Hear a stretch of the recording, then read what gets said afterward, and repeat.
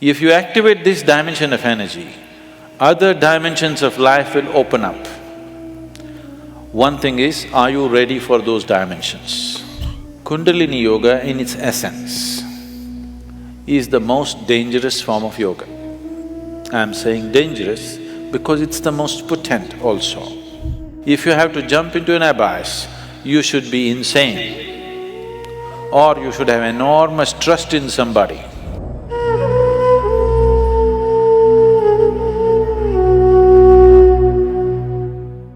So what is Kundalini? Right now, I'm speaking. This is Kundalini. You are alert and listening. If you are alert and listening, that is Kundalini. A flower is blossoming, that is Kundalini. A dog is barking, that is also Kundalini. Or in other words, the fundamental life force in the existence, we call it Kundalini. Now, within the system, within the human system, if you look at this as a kind of a life package, it's a piece of life. This piece of life is packed in a certain way with layers of this energy. One dimension of energy comes alive immediately because that is necessary for your survival process. The other dimensions of energy will not come alive unless you do something about it. Unless you're aware of it and activate it in a certain way, they do not come into existence, they remain dormant. The dormant energy is way bigger than the energy that is in use right now. To take care of your survival process, to live a physical life completely, to live a complete physical and intellectual life, you need to activate only about 21 of your chakras.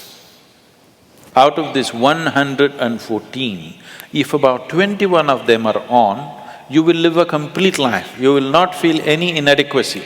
You will live a complete physical life. There'll be no problem with your life. You will think you're a great success, but you are only 21. That is less than 21% out of 114. Less than 20%. At less than 20%, you will feel like a complete life without any inadequacies. The remaining percentage of life, what is it about? It is not even needed if your intention is just to live well. If you activate this dimension of energy, other dimensions of life will open up.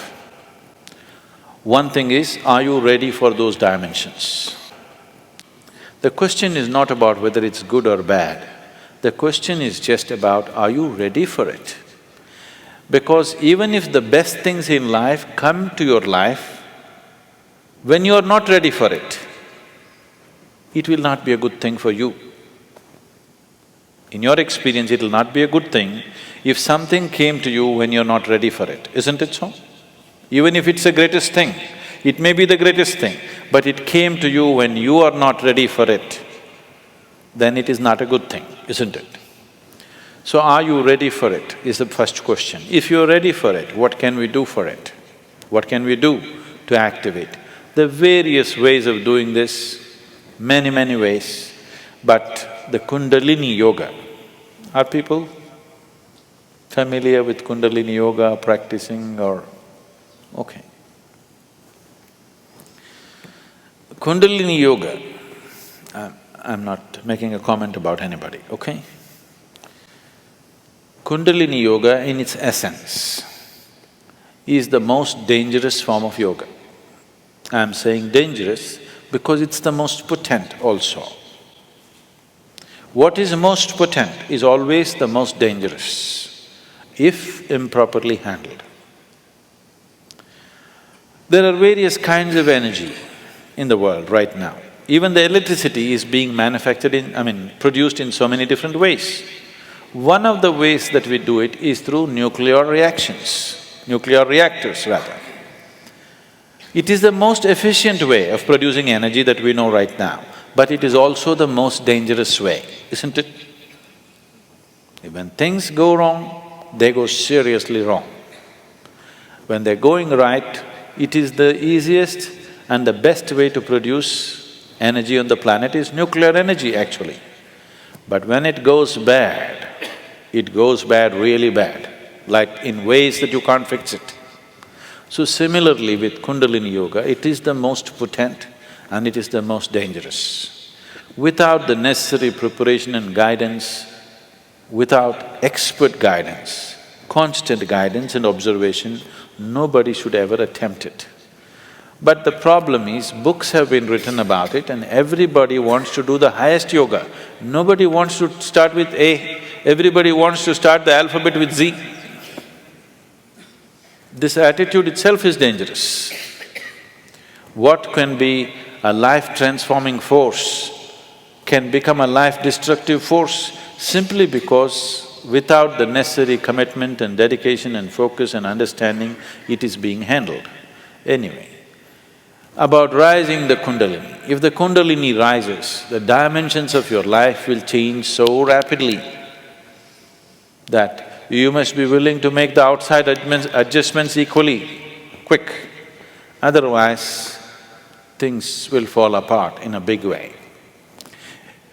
In the classical yogic traditions, there is a certain type of yoga we teach for people who live in family situations. There is a certain other type of yoga we teach for ascetics. In Isha we have both the forms. We have ascetic yoga and we have the general yoga. We will never teach you the ascetic form, that is the most potent way to do it.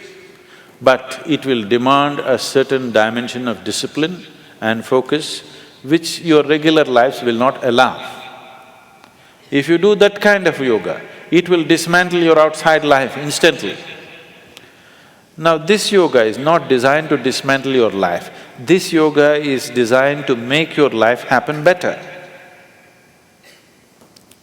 When life happens better, when things happen better, you make more money, your business is going better, your profession is happening better, your generally, unfortunately, your longing to seek the higher becomes slower. Yes? So in the real sense, it is not the good way to do it, but it's the only way it works in today's world. And it's the only way it works for majority of the people. For a small number of people, we can do it other ways. We can bypass all these things and just do very powerful ways of doing things. But it will dismantle all social structures around them, which is not good for everybody to do. So these are different dimensions. Kundalini Yoga, if it has to be practiced, you must be in a certain kind of atmosphere. You cannot live in social situations and do Kundalini Yoga. Otherwise, in the name of Kundalini Yoga, you're doing something simplistic. Otherwise, Kundalini Yoga can transform the way you are within days. Suddenly you find you are a stranger in your own home within 2 days of practice, because it will change everything about you. So can we raise the Kundalini? Yes, we can. One way is to create a conducive atmosphere so that slowly it rises. The other way is to provoke it in such a way that it raises quickly. If it rises quickly, then everything changes dramatically. If it rises slowly over a period of time, changes will happen slowly, you will be capable of handling these changes over a period of time. But if it happens very quick, then you will not be able to handle the changes. Things will look like things are falling apart. So there are different ways of doing this. How many ways? There are too many ways. I will not go into how many ways. There are so many ways of doing it. Essentially, there are 112 ways of doing it. There are 112 ways in which you can take this up. From the base to… for this you have to know the structure, otherwise it'll become very elaborate. Out of these 114 chakras, there are 7 which we recognize as 7 dimensions. Out of this, 6 are within the body, 1 just outside the physical body. So if you employ these 112 methods, you will handle the 6 chakras. The 7th one you cannot handle. There are 112 ways in which you can attain to a chakra which we refer to as Agna. But from Agna to Sahasrara, there is no way. There is no way to do it. you just have to jump into an abyss. If you have to jump into an abyss, you should be insane, or you should have enormous trust in somebody. Somebody says jump, and you are jumping because you have such a deep trust in somebody that when he says jump, it has to be good for you. You simply jump into a bottomless pit. So, the journey from the Mooladhara to Agna, there are 112 ways to get there.